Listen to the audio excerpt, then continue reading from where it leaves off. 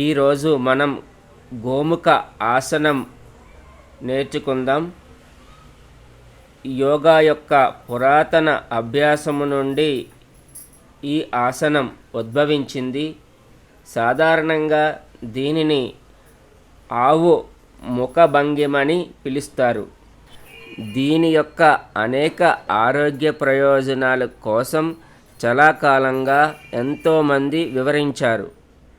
గోముఖ ఆసనం యొక్క ప్రయోజనాలు, శారీరక మరియు మానసిక సమస్యలను గురించి తెలుసుకుందాం. ఇది ఆరోగ్యం మరియు స్వీయ సంరక్షణ యొక్క ప్రాముఖ్యత ప్రజాదరణ పొందింది. ఈ భంగిమ ప్రపంచంలో చాలా ఆదరణ కలిగి ఉంది.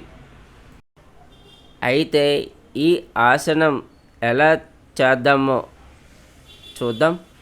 2 కాళ్ళు చాపాలి, కలపాలి 2 కాళ్ళని. ముందుగా కుడి కాలుని బెండ్ చేసి ఎడమ వైపు క్రాస్ చేయాలి. ఎడమ కాలు బెండ్ చేసి పాదాన్ని బటక్ దగ్గరికి తీసుకురావాలి. 2 తొడలను కలిపి ఉంచాలి. కుడి చేయిని తలపైకి లేపి వెన్నెముక దగ్గర ఉంచాలి. ఎడమ చేయిని కూడా క్రింది నుంచి వెన్నెముక దగ్గర ఉంచి 2 చేతుల యొక్క ఫింగర్స్ తోటి కలిపి ఉంచాలి.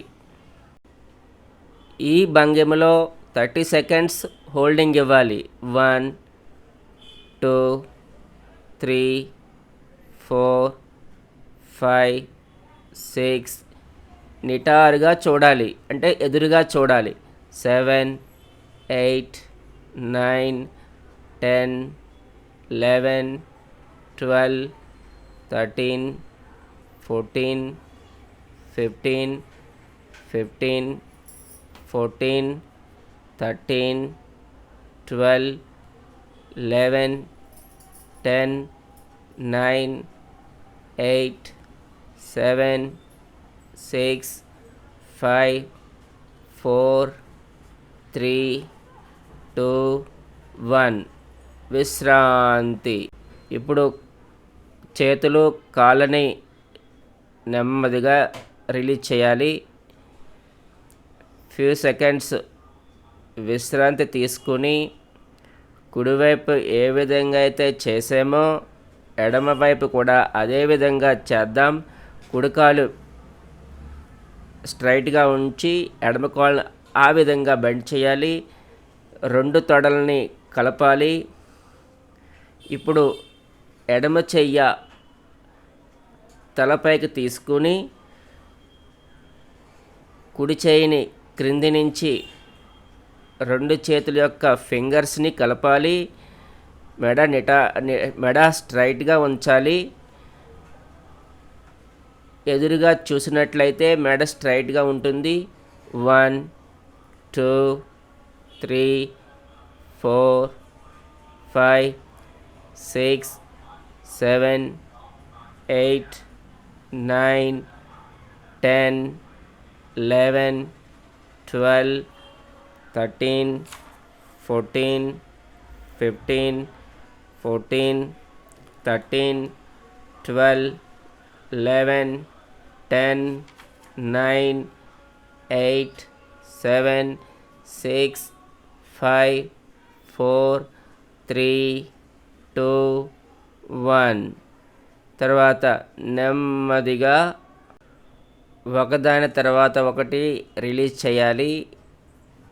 చేతులని కాళ్ళని విడుదల చేసి విశ్రాంతి తీసుకోవాలి.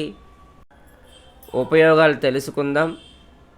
మనం ఈ ఆసనం చేయడం వలన శరీరం యొక్క క్రింది భాగం మంచి వ్యాయామం జరుగుతుంది.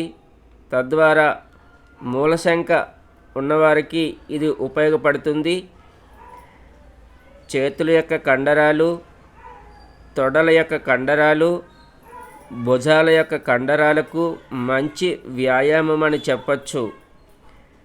ఈ ఆసనం వలన మానసిక ఉద్రేకాలు అదుపులో ఉంటాయి.